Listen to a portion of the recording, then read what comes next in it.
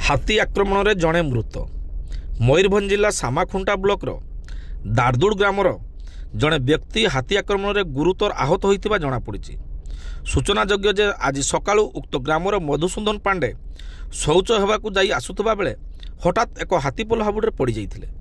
हाथी संगे संगे मधुसूदन को शुंडरे उठाई कचाड़ी देवाकू लगी बेले दूर से छिड़ा होता बलराम पांडे हाथी उपर को पत्थर माड़ कर हाथी मधुसूदन को छाड़ी पलाइथिला।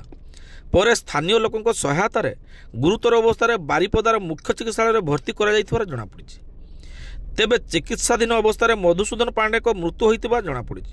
निकटस्थ बरसाई अंचल विभिन्न ब्लॉक रे हाथी उपद्रव सह आक्रमण भली घटना सामना को आसीथिबा बेले गोटेपटे प्राकृतिक विपर्यय सम्मुखीन होई चाषी मानसिक अशांति रही बेले देखा मिली। अन्यपटे हाथी खाद्य अन्वेषण में गाँ को पशि आसी खलारे धान खाइबा सह आक्रमण करी उद्यम करी समस्त को कलबल करुछि। तेबे हाथी घौड़ाइबा पई व्यापक व्यवस्थार आवश्यकता अछि बोली मत प्रकाश पाइछि। तेबे ए नै कोन कहउछंती प्रत्यक्षदर्शी आसंतु सुनिबा।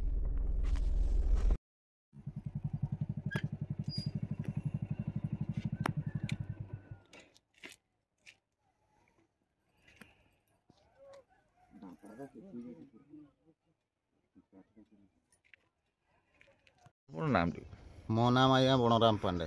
कौन घटना होता है कहतु? मु आसती एपटे आपणकर हाथी देखा कौन जड़े लोक कौन आहत एपटे आपणकर एपटू हाथी गुड़े गुड़े आणुले आमर से भाईटा ये झाड़ा फेरते बसुले कि नाम मधुसूदन पांडे।